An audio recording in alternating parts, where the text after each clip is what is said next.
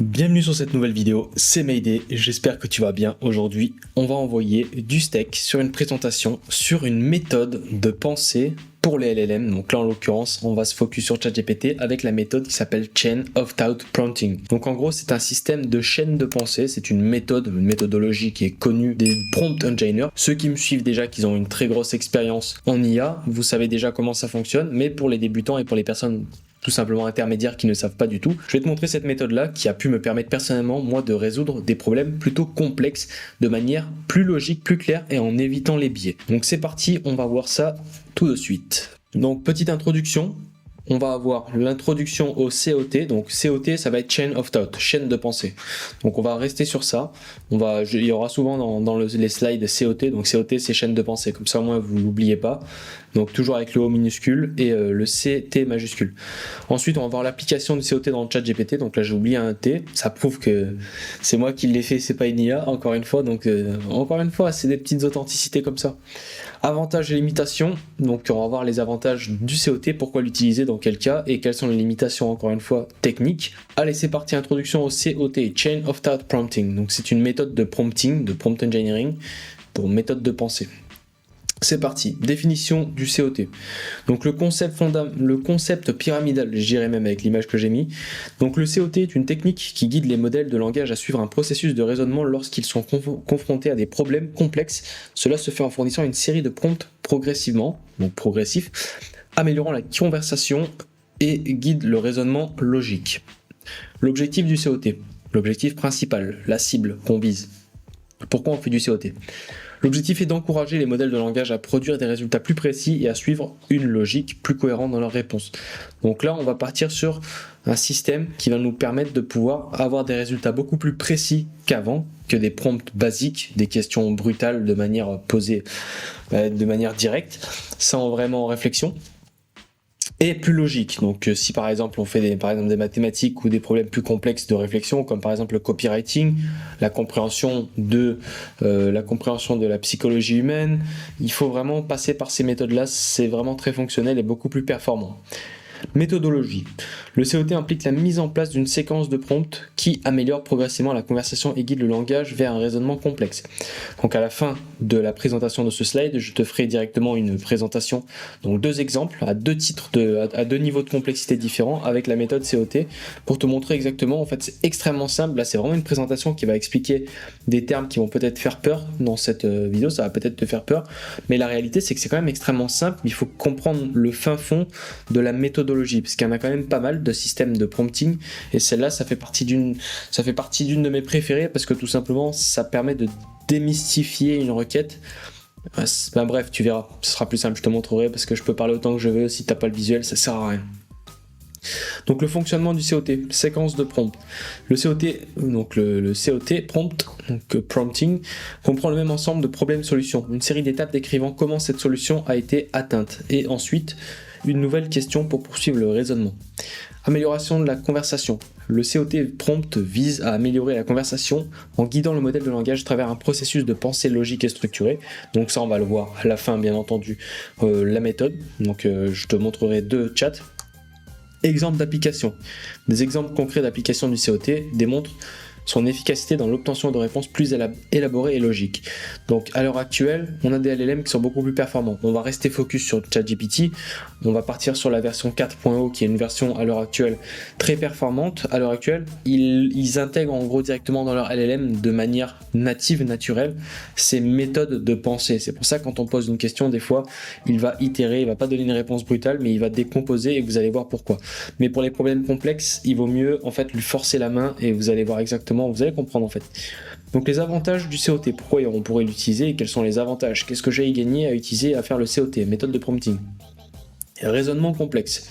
Le COT prompt permet d'obtenir des réponses qui impliquent un raisonnement complexe et multi-étapes de la part des LLM.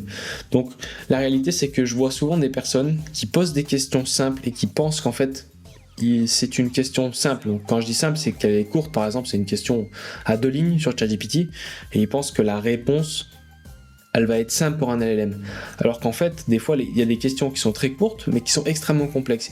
Et qu'il y a certaines personnes qui pensent qu'un LLM, il va facilement répondre, et souvent, il répond de manière plutôt biaisée, et ça manque de prompting COT. Donc vous allez voir. Petite pause. Si vous voulez vous former gratuitement à l'IA, à l'automatisation et aux techniques de growth, je vous invite à aller sur mon site furibiz.com. Vous y retrouverez des formations gratuites et des formations payantes qui vont vous permettre de devenir l'élite de demain. Allez, on peut y retourner. Amélioration de la précision en deuxième. Donc forcément, on améliore la précision en incitant les modèles de langage à suivre un processus de raisonnement. Le COT prompting améliore la précision des réponses générées. Et en 3, applications pratiques. Les avantages du COT sont observés dans divers contextes, de la résolution de problèmes logiques à la génération de textes plus cohérents. Donc comme je vous ai dit, ça peut s'adapter à n'importe quelle méthodologie, n'importe quel besoin fondamental par rapport à un prompt. On peut utiliser le COT. Donc section 2, application du COT. Intégration du COT prompt avec ChatGPT. Donc optimisation de ChatGPT, bien entendu, ça fonctionne avec tous les LLM. J'ai mis ChatGPT parce que c'est le plus connu, mais la réalité est que tu peux l'utiliser avec Mistral, tu peux l'utiliser avec n'importe quel LLM, avec Claude, il n'y a pas de souci, n'importe quel LLM, tu peux utiliser cette méthode de pensée. Après, tu as certains LLM qui sont plus spécifiques en mathématiques ou en coding et où ça ne va pas fonctionner, tu vas avoir des résultats de très mauvaise qualité. Mais pour ChatGPT, Mistral, Claude, qu'est-ce qu'on a encore ? On a Grok, enfin on a Llama, etc. T'as pas de souci, ça fonctionnera parfaitement. Donc l'application du COT prompt aide à ChatGPT vise à améliorer la qualité des réponses générées par le LLM. Ok. Exemple de dialogue, un exemple de dialogue entre ChatGPT utilisant et n'utilisant pas. Donc là en gros tout simplement je dis que en gros ici c'est une phrase qui est pas très claire, mais en gros si tu fais la différence entre un prompt avec et sans la requête COT, bah, tu verras que la qualité de réponse, la qualité d'itération et de décomposition de réponse, elle sera beaucoup moins performante, surtout dans les problèmes très complexes. Amélioration de la pertinence. L'intégration de COT, encore une fois, la pertinence, permet à ChatGPT de produire des réponses plus pertinentes et logiques. Ça paraît vraiment de la redondance, mais il faut le répéter. Si on veut des réponses logiques, plus pertinentes et biaisées. Encore une fois, il y a quelque chose que j'aimais bien. J'avais entendu ça dans un podcast américain, je crois. Il disait, le problème avec les IA, c'est super cool et tout. Les IA, c'est bien. Enfin, ChatGPT, c'est cool. Mais le problème, c'est qu'elle est entraînée sur de la data qui est moyenne. C'est-à-dire que sur Internet, si on récupère toute la data, par exemple sur des conseils pour devenir pro en IA, sur le prompt engineering, il y a peut-être 70% de personnes qui vont raconter de la merde et 30% qui vont raconter des vrais prompt engineers ou des vraies personnes qui ont une réelle expertise et qui savent de quoi ils parlent. Et du coup, ça va faire la moyenne de ces deux-là. Donc on va avoir une moyenne assez moyenne. Une moyenne. Donc du coup, c'est ça qui est compliqué, c'est que la plupart des gens ont une totale confiance en l'IA souvent. Enfin, par exemple, moi, je suis passé par là, c'est pour ça que maintenant, j'évite de me biaiser avec des méthodologies beaucoup plus avancées, parce que des fois, on a des réponses, on dit ok, c'est vrai, il a raison, c'est officiel, alors qu'en fait, pas du tout. Des fois, il raconte des conneries ou des choses biaisées, il faut faire attention, donc il faut savoir prêcher le vrai du faux, il faut éviter les biais cognitifs. Mais ça, j'en ferai certainement une prochaine vidéo. Je sais pas si j'ai beaucoup de personnes qui sont intéressées par le développement personnel sur ma chaîne et qui sont intéressées par rapport à la rationalité, par rapport au biais cognitif. C'est vrai que ça a quand même une liaison avec les IA et avec, on va dire, l'empathie humaine, mais surtout ne pas se faire avoir et ne pas croire directement à ce qu'une IA dit, que c'est officiel, c'est réel. Il faut savoir contrer les sources. C'est très important. Ensuite, avantage de l'utilisation. Donc la conversation plus structurée, réponse plus élaborée. Je t'invite à faire pause et lire si tu veux lire tout le texte, mais en vrai c'est barbant, on va pas répéter 1000 fois la même chose, mais il faut vraiment que ça rentre dans la structuration. Mais une meilleure compréhension du contexte. Donc ça c'est ok. Limitation et défis. Donc complexité des prompts, ça va dépendre des complexités. Il va falloir que tu aies la lucidité de comprendre est-ce qu'une requête a besoin du COT ou pas du tout. Mais franchement, beaucoup de requêtes ont besoin du COT, tout ce qui va être créatif, tout ce qui va être mathématique, tout ce qui va être créatif. Une question par exemple, qu'est-ce que la rationalité, comment je veux lancer un business par exemple d'affiliation sur le marché espagnol, on va en faire un COT, enfin bref, là je dis on fait un COT, mais tu verras à la fin, je te montrerai l'exemple, ce sera beaucoup plus simple pour toi. Donc l'utilisation du COT prompt peut être limitée par la complexité des prompts nécessaires pour guider le raisonnement du modèle de langage. Donc ça c'est vrai et faux, parce qu'en vrai, à l'heure actuelle, on a des LLM qui sont extrêmement performants et qui peuvent s'adapter à beaucoup de types de problématiques. Donc même si c'est dans les problèmes quantiques, métaphysiques, etc., on a quand même des réponses assez qualitatives. Nécessité d'une structuration précise. Donc pour obtenir des résultats optimaux, l'élaboration de prompts précis et structurés est essentielle, ce qui peut représenter un défi. Les mecs qui sont dans l'IA, comme moi, je sais qu'il y a beaucoup de personnes qui regardent mes vidéos et qui sont aussi bons dans l'IA, il faut faire attention. Parce qu'en fait, on pense qu'on est hyper bon des fois dans une thématique et en fait, on est loin d'être prompt engineer. Et il y a le biais aussi du fait que ChatGPT va valider quand on peut lui poser des questions. Exemple bête, si on lui dit ouais, est-ce que mon prompt il est bien, il va te dire oui, tu peux l'optimiser comme ça. Tu vas prendre l'optimisation qu'il va te donner, mais en fait, il sera toujours pas bon. Il sera à un niveau d'échelle très bas. Et à cause du biais, de beaucoup de biais cognitifs, donc en l'occurrence un biais de confirmation, tu vas croire en cette donnée-là et pour toi, tu vas penser que tu es hyper bon. Et quand tu n'as pas remis en question ça, du coup, tu vas rester dans un ancrage.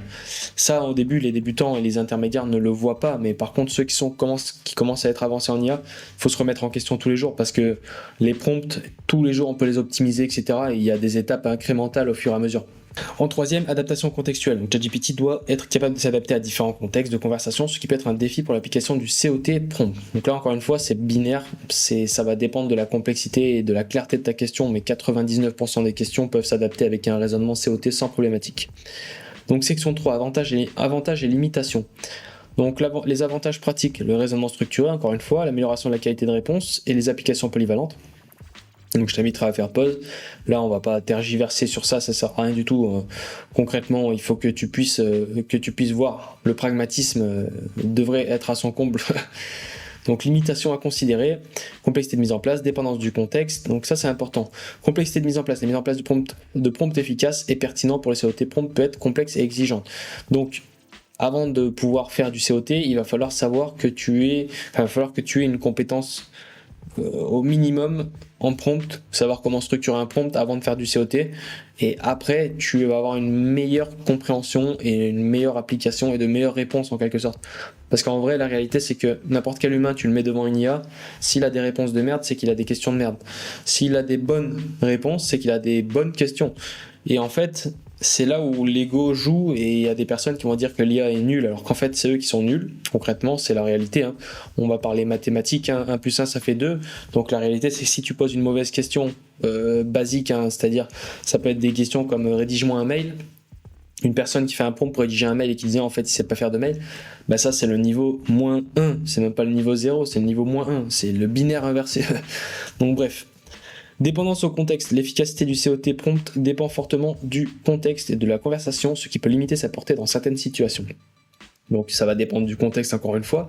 On ne peut pas COT n'importe quel type de requête et de n'importe quelle manière, il y a toujours des adaptations à avoir. Et besoin de réglages précis. Pour obtenir des résultats optimaux, des réglages précis, une adaptation contextuelle sont nécessaires, ce qui peut représenter un défi. Donc défi c'est un grand mot, mais vous allez voir à la fin encore une fois. Là on a bientôt fini le slide et on va passer à la partie pragmatique plus.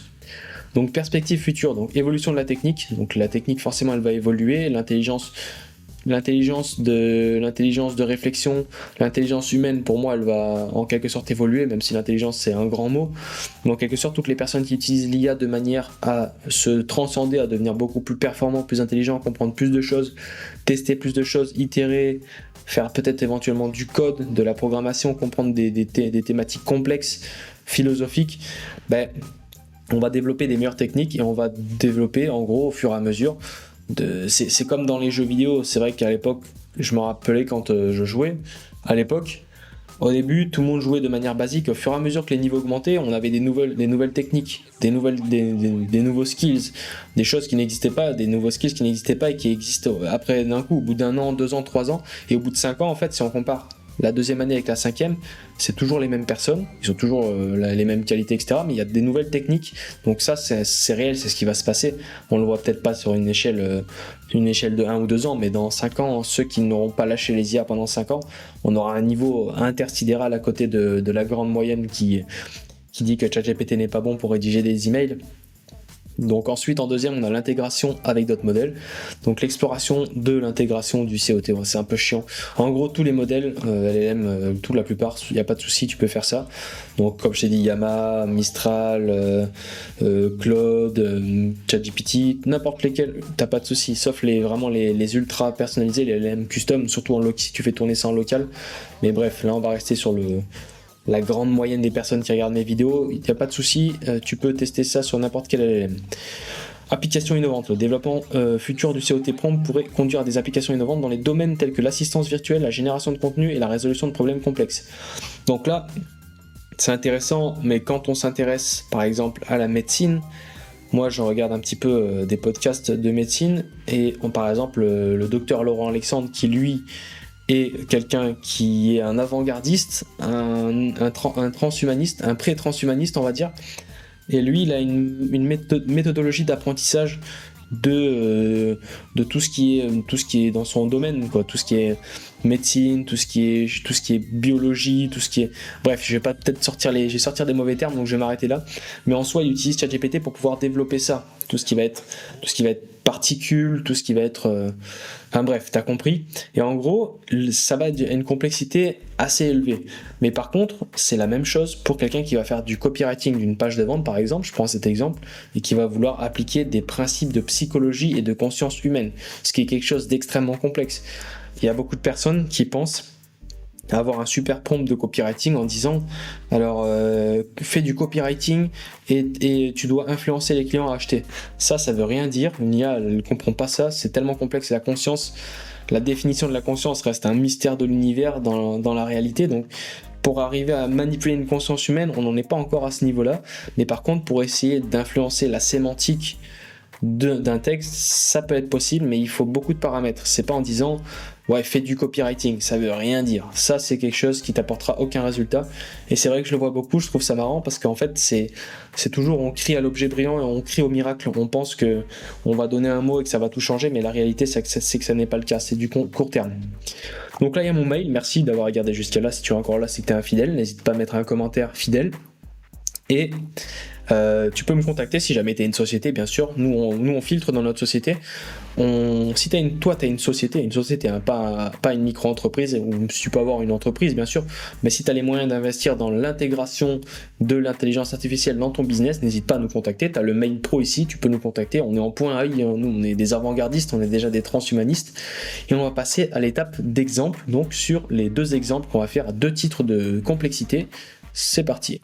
Ok, donc c'est parti, premier exemple, donc niveau de complexité 1, et après on aura un deuxième qui sera un peu plus complexe. Donc là on a une question extrêmement simple, comme je vous ai dit, on n'a pas besoin de faire des choses extrêmement longues, on peut aussi faire des prompts hyper longs, on peut faire des prompts très compliqués, mais la réalité c'est que des fois aussi, le suivant, le COT, ça peut être très bien fait. Donc là la structure c'est quoi ? C'est que ça c'est ma requête, c'est mon prompt, comment devenir plus rationnel avec l'IA, question assez compliquée à répondre de manière claire, et pensons étape par étape. Il n'y a pas plus simple que ça. Pensons étape par étape, c'est du COT.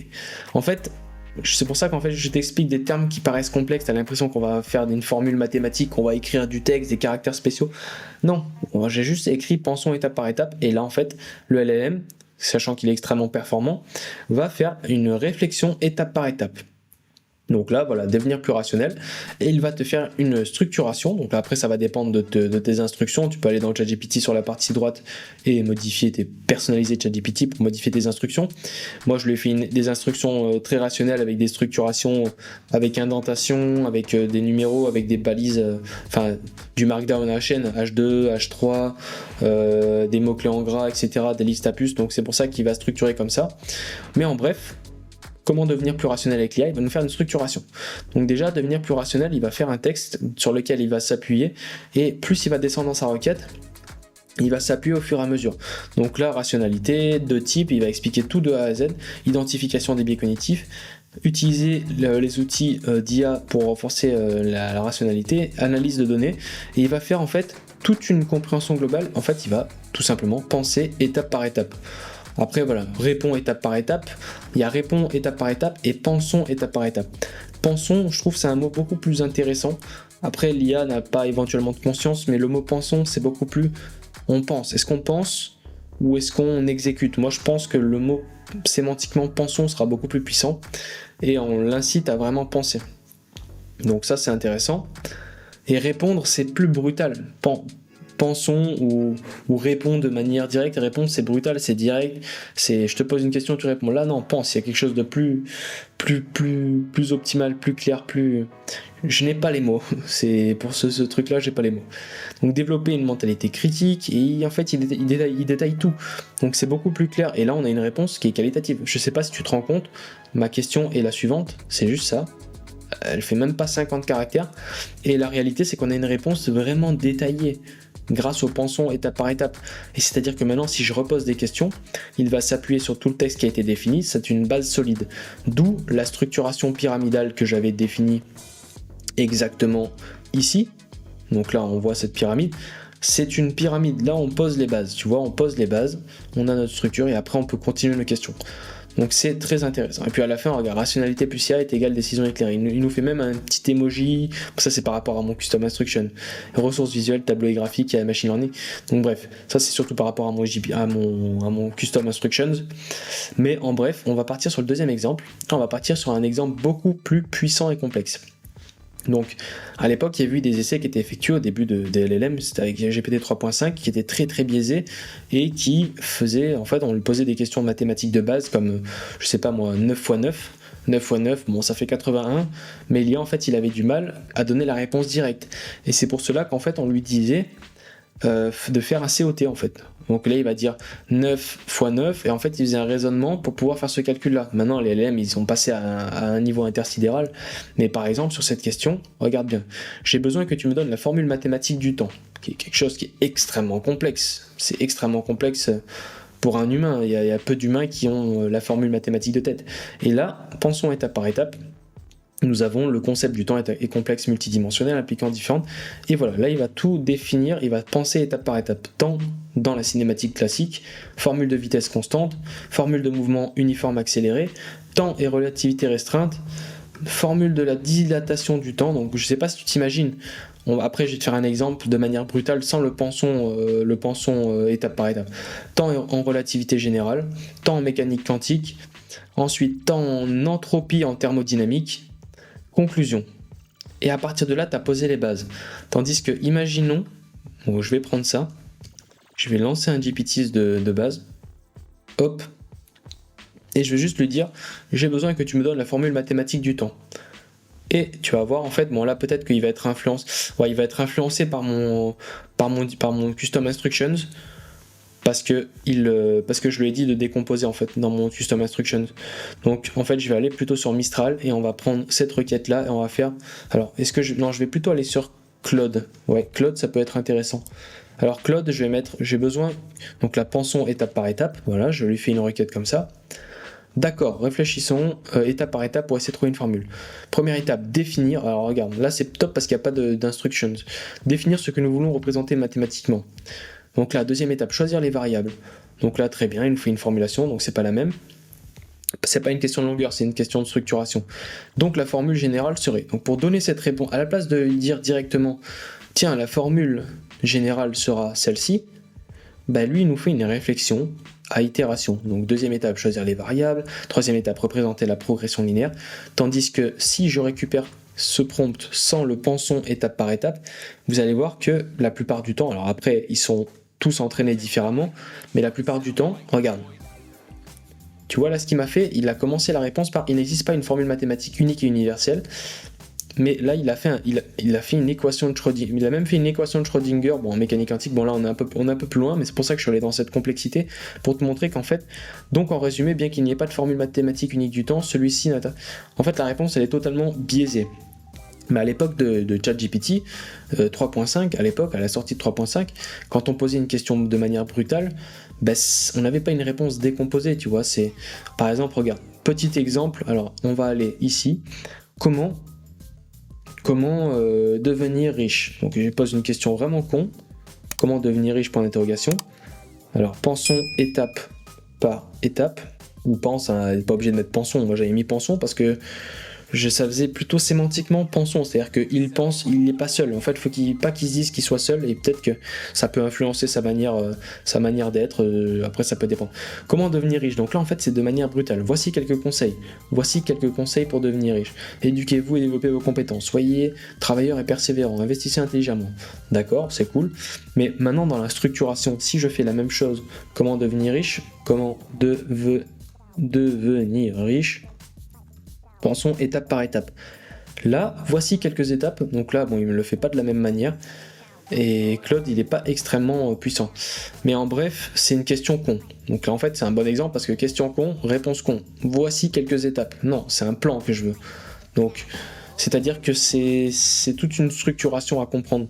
Mais en bref, je sais pas si je suis clair dans cette vidéo, si vous arrivez à comprendre concrètement, mais cette petite phrase de pensons étape par étape peut vraiment changer la donne parce qu'elle va poser des fondations. Et après, surtout attention de ne pas être influencé par le personnalisé de ChatGPT, ça c'est important. Donc voilà, le COT est intéressant, il y a beaucoup d'autres méthodes de prompting. Si ça vous intéresse, je peux vous en refaire des vidéos. Mais la réalité est que quand vous faites des choses complexes, des tâches à réflexion, pas des tâches hyper simples comme réponds à ce mail, là t'as pas besoin de faire un COT pour ça. Mais c'est toujours intéressant de savoir ça et d'aller chercher un peu plus loin. Et rien que visuellement de voir des formules mathématiques comme ça, c'est toujours intéressant et ça change de voir une itération comme ça. On n'a pas un billet, on a toute une fondation qui est posée, une pyramide. Voilà, c'était mes idées, j'espère que ça t'a plu, n'hésite pas à liker, partager, t'abonner. On se retrouve très rapidement, donc c'est-à-dire normalement si je tiens la cadence demain pour une prochaine vidéo. À très vite, ciao.